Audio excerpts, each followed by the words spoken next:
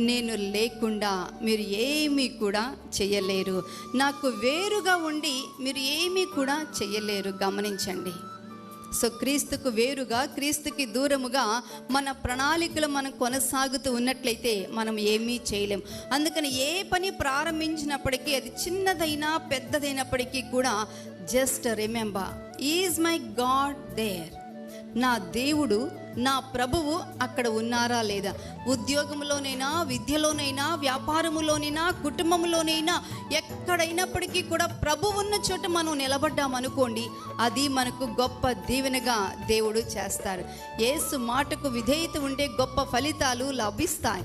అక్కడ కూడా పేతురు వారందరూ కూడా యేసు మాటకు విధేయత చూపారు.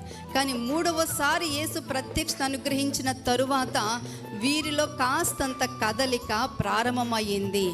అందుకనే why Jesus was here for 40 days on this earth after the resurrection.